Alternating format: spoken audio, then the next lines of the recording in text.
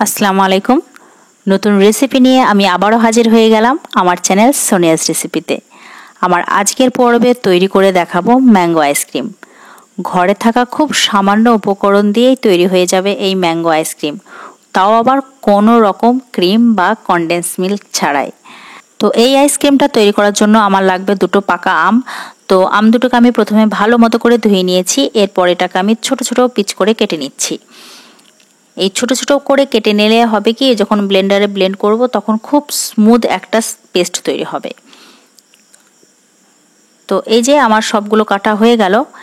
এরপরে যেটা করতে হবে, আমি একটা কড়াইয়ে আমি 1 কাপ মতো গরুর দুধ নিলাম, জাল দেওয়া গরুর দুধ। এরপর এখানে আমি 1/2 কাপ চিনি। এবার আমি এর মধ্যে দিয়ে দিলাম 1/4 কাপ গুঁড়ো দুধ। সবগুলোকে ভালো মতো করে মেশাতে হবে। এরপর যে কাজটা করতে হবে সেটা হচ্ছে, একটা বাটিতে আমি কিছু পরিমাণ গরুর দুধ নিলাম এবং তার মধ্যে আমি 2 চামচ মতো কাস্টার্ড পাউডার ব্যবহার করলাম। তো এই কাস্টার্ড পাউডারের পরিবর্তে আপনারা কর্নফ্লাওয়ার ব্যবহার করতে পারেন। এটা দুধটাকে ঘন করতে সাহায্য করবে। তো আমি এখন ফুটন্ত দুধের মধ্যে ঢেলে দিলাম। ঢেলে দেওয়ার পর অনবরত নাড়াচাড়া করতে হবে। একটা সময় দেখবেন দুধটা অনেকটা ঘন হয়ে এসেছে। তো এখন আমি গ্যাসের ফ্লেমটা অফ করে দিয়েছি। এবার ঠান্ডা হওয়া পর্যন্ত আমি রেখে দেবো। তো ঠান্ডা হয়ে গেছে, তো দেখুন কতটা ঘন হয়ে গেছে।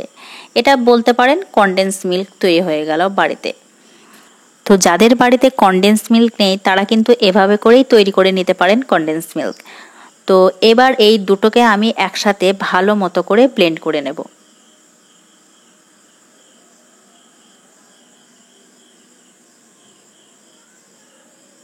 তো এই যে আমার ব্লেন্ড করা হয়ে গেল, খুব সুন্দর একটা স্মুথ ব্লেন্ড আমার পেস্ট তৈরি করা হয়ে গেল। এবার একটা টিফিন বক্সে আমি এটাকে ঢেলে দিলাম। ঢেলে দেওয়ার পর একটু নেড়ে সব জায়গা সমান করে দিয়ে ঢাকনা চাপা দিয়ে আমি এটাকে ফ্রিজের মধ্যে রেখে দেব। আমি এটা সারা রাত রেখে দিয়েছিলাম। এটা যদি একটু শক্ত হয়ে থাকে তবে সব থেকে ভালো হয়। তো দেখতে পাচ্ছেন আমার একদম শক্ত হয়ে গেছে। তো এটাকে আমি আবারও একবার ব্লেন্ড করে নেব।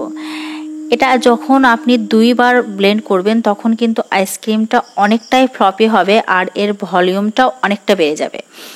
তো এটা আপনারা চাইলে কিন্তু মিক্সিতেও ব্লেন্ড করতে পারেন, তবে সেই ভলিউমটা পাবেন না যেটা আপনি ইলেকট্রিক বিটারে করতে পারবেন। তো এক সময় আমার বিট করতে করতে দেখলাম যে কালারটা একটু হালকা মনে হচ্ছে, তো আমি একটু ফুড কালার ব্যবহার করলাম। তো এটা সম্পূর্ণ অপশনাল, আপনারা চাইলে স্কিপ করতে পারেন। এটা 2 বার ব্লেন্ড করলে হবে কি, এর ভলিউমটা একটু বেড়ে যাবে আর আইসক্রিমের একটা স্মুথ ভাব আপনি পেয়ে যাবেন।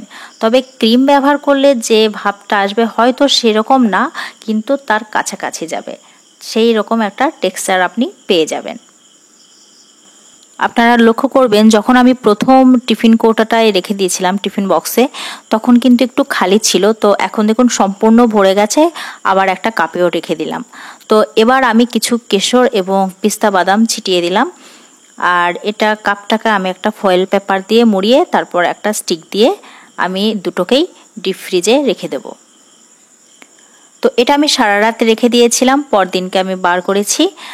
আর এবার আপনাদেরকে খুলে দেখাচ্ছি ঢাকনাটা। তো দেখুন কত সুন্দর দেখাচ্ছে। তো এখন আমি একটু রেখে দেব। তো ততক্ষণ আমি কাপেরটা একটু খুলে দেখাচ্ছি আপনাদেরকে। তো কাপের আইসক্রিমটা দেখুন কত সুন্দর হয়েছে, আর এটা যেহেতু ঘন একটা ক্রিম দিয়ে তৈরি করা হয়েছে তো খুব তাড়াতাড়ি কিন্তু গলে যাবে।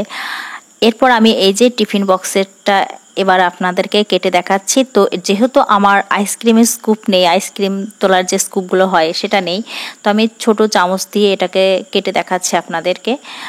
তো মাশাআল্লাহ, দেখতে যতটা সুন্দর খেতে অসাধারণ লাগছিল।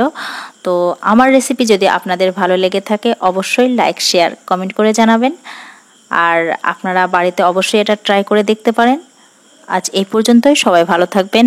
আল্লাহ হাফেজ।